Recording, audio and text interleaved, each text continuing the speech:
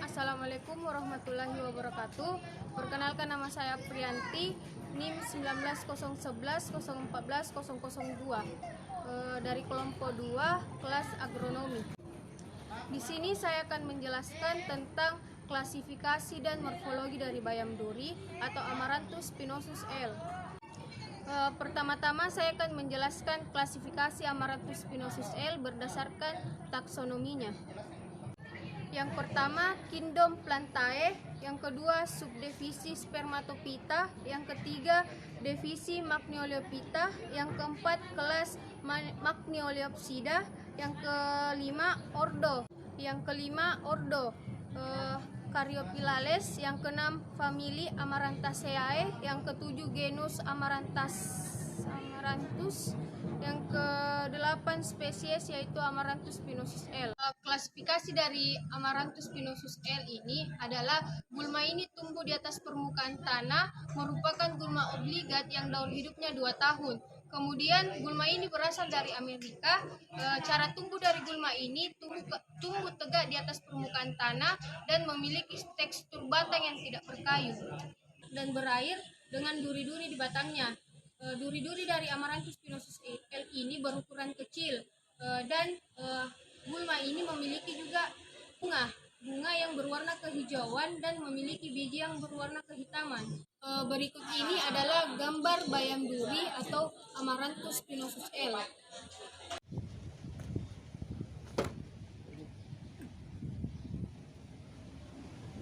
Warahmatullahi wabarakatuh. Perkenalkan, nama saya Asri Dayanti, dari kelompok 2. Nama Latin Panicum maximum atau rumput benggala. Rumput benggala atau Panicum maximum adalah suatu rumput-rumputan yang hidupnya menahun. Tinggi bulunya 2,5 m. Sementara itu akarnya berimpang dan berbulu sampai merembut.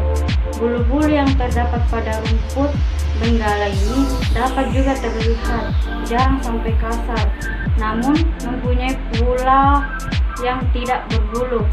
Sedangkan permukaan bulu pada daun jarang. Makin ke atas daun-daunnya makin kecil. Daun-daun rumput benggala perkiraan lurus dan meminta. Bungahannya mempunyai wujud malai, mempunyai wujud piramid yang lapangannya 45 cm dan melewati percabangan utama. Bunga rumput benggala berkelamin 2 dan mempunyai wujud perahu. Percambangan pada rumput benggala kasar tumbuh secara tegak dan melebar. Cabang dari perbungaan rumput benggala terletak di bawah dan bercabang 2-4 dan letaknya berselang-seling. Buliran sebagai buahnya banyak, warnanya hijau sampai hijau keunguan dan ronde, ujungnya mempunyai wujud tumpul. Tanaman ini berbunga sepanjang tahun dan berkembang biak dengan cara memakai biji atau dengan ujung rumpun yang dimilikinya. Assalamualaikum warahmatullahi wabarakatuh. Perkenalkan, nama saya Saiful Bahri, NIM 19014027. Di sini saya akan menjelaskan tentang gulma rumput gerinting, Cynodon dactylon. Gulma ini termasuk suku Gramineae poaceae, merupakan gulma tahunan. Batang gulma ini akan tumbuh menjalar keras dan panjang gulma ini bisa 10-40 cm. Setelah tua, batang gulma ini akan berongga dan daunnya akan tersusun menjadi 2 baris. Lidah daun pada gulma ini berselaput sangat pendek dan pelepah daun berwarna hijau. Pangkal daun akan menjadi keunguan. Itulah penjelasan singkat dari saya tentang gulma rumput gerinting Cynodon dactylon. Terima kasih. Wassalamualaikum warahmatullahi wabarakatuh.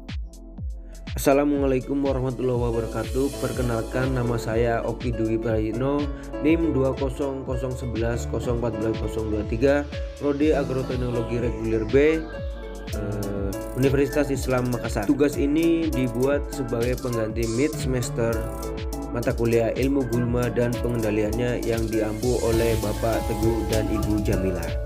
Dan di sini saya akan mengambil salah satu jenis gulma, yaitu alang-alang atau Imperata cylindrica.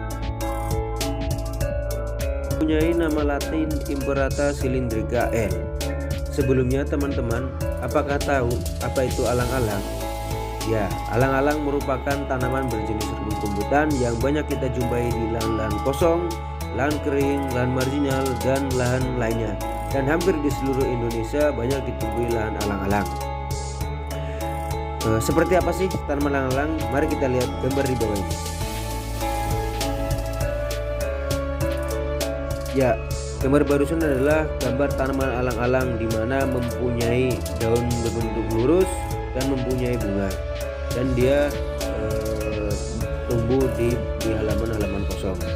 Tanaman ini bisa tumbuh tinggi 30 cm sampai dengan 2 meter sehingga tergolong sebagai gulma. Dan untuk kalangan petani, tanaman ini merupakan tanaman pengganggu sehingga disebut gulma karena keadaannya merugikan tanaman lainnya. Pertumbuhan yang cepat sehingga dapat mengalahkan perebutan unsur hara. Namun di sisi lain, tanaman alang-alang ini juga bermanfaat sebagai obat, diantaranya mengobati demam, mengobati batuk, batu ginjal, memperlancar kencing, dan juga sebagai campuran dalam ramuan jamu lainnya, serta masih banyak lagi manfaat alang-alang.